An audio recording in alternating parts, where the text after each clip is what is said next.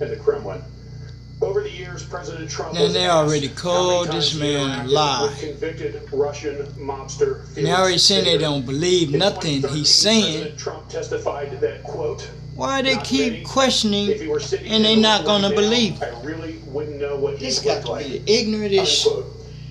And these are the people that run our nation. Isn't it true that President Trump knew convicted Russian mobster Felix Sater in 2013 when he made that statement? If we compare our records isn't it true that to these people, Mr. Sater's relationship to the Trump organization, we ain't even misdemeanors. Office in the Trump Tower? On our biggest crime. On the 26th floor, Mr. Trump. And the 26th floor is important. Why? Because it's Mr. Trump's floor. So he had an office on the same floor as President Trump. In fact, his office, when he left, became my office. And isn't it also true that convicted Russian mobster Sater even had business cards indicating that he was a senior advisor to Donald Trump as report?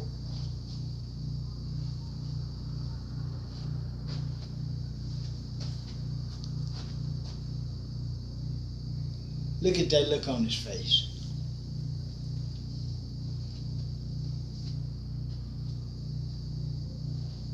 Them the devils, man.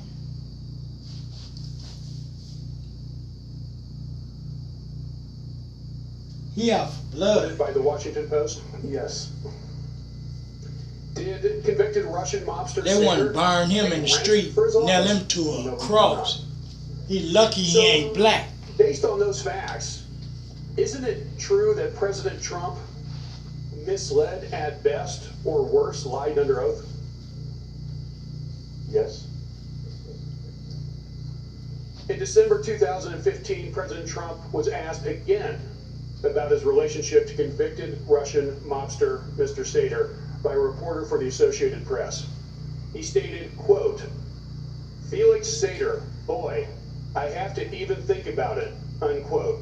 He added, quote, I'm not that familiar with him, unquote. Mr. Cohen, where would we find business records that explain the president's relationship to the convicted Russian mobster Felix Sater? Would those be in the Trump Organization's files? They'd be in the Trump Organization's files. There would be CCs to Bayrock, which was the name of Mr. Sater's company. I suspect on Mr. Sater's email address, possibly hard files in possession of Mr. Sater. And when you say in possession of the Trump Organization, where?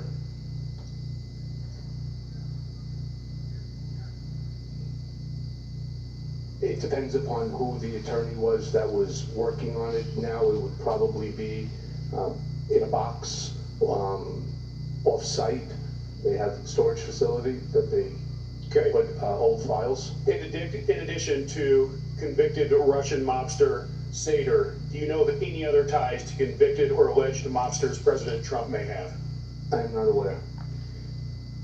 Is it true that many people with ties to Russia ultimately bought condos and Trump properties, usually for cash? And if so, how many are we talking? 10, 20, 50? I'm not, honestly, sir, I'm not aware of any. The statement that you're referring to, I believe, was made by either Eric or Don, and I don't agree with it. So are you aware of any cash purchases by Russian oligarchs and family members of Trump properties?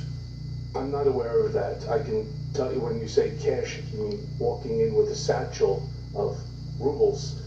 The answer is, I've never seen that happen. I've never heard of it. I will tell you, when we sold Mr. Trump's property in Palm Beach, the home for $95 million, it came in by wire. And that came from Mr. Raboloviev's bank account. One other question. You also talked about President Trump doing negotiations throughout the campaign regarding the Trump Tower in Moscow. Was he directly involved in those negotiations? And if so, how do you know? Well, the answer is yes. And as it relates to negotiations, it was merely follow-ups as to what's currently happening, what's happening with Russia, meaning he wanted me to give him a status report. The problem with this is that the project never advanced because they were unable, Mr. Sater was unable to provide me with proof that somebody owned or controlled a piece of property. And then they asking him this, but they're not gonna believe him because they really riding with Trump. The judges and the DA. Oh man, this shit is crazy. They mad that he snitched. I don't know, but you would have to ask him that question. Well, we've heard here that you have bad character. You've admitted to that over the years. You have no idea why he chose to hire you. In 2006, I was asked by Don Jr. to come meet with his father. I did. He then followed up by asking if I would take a look at an issue that was occurring at Trump World Tower with the board. I went ahead and I looked into it, and I found that the statements that the board were making about Mr. Trump were inaccurate. And the reason Don came to me is because I had an apartment there for investment. My parents had an apartment there. My in-laws lived there. Friends of mine, we all bought as a big block from a brokerage company, and we got a good price on each unit. And we ultimately turned over the board, and I became actually the treasurer of the board because the out-of-control spending was going to put the building into bankruptcy. And I was proud to say that within a year we had plus $1 million versus minus 1.3. At the end of the day, Mr. Trump appreciated that, and he tasked me with something else. It was to handle a problem that Don Jr. had created in terms of a business, a license deal, and we resolved that. And then on top of that, the third time, Mr. Trump had asked me to take a look at the third Trump Entertainment Resort Chapter 11 reorganization, because he had a series of questions that he wanted answered. And I read these 2 stacked books, gave him the answers that he needed, and with that, the next time I was sitting in his office, and he asked me if I was happy at the sleepy old firm that I was with. I said yes. He said, would you rather work for me? And I asked if you offer me a job. And he said, yeah. And we negotiated, and I actually never went back to my office. All right. But you suggested that the president sometimes communicates his wishes indirectly. For example, you said, quote, Mr. Trump did not directly tell me to lie to Congress. That's not how he operates, end quote. Can you explain how he does this? Sure.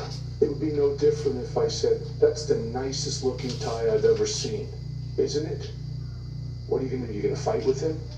The answer is no. So you say, yeah, it's the nicest looking tie I've ever seen. That's how he speaks. He doesn't give you questions. He doesn't give you orders. He speaks in a code. And I understand the code because I've been around him for a decade. And it's your impression that others who work for him understand the code as well? Most people, yes. Mr. Crowan, I don't know whether we should believe you today, but I'm going to ask you. See what I'm saying? One last They question. study asking him. What is the truth that you know President Trump fears most?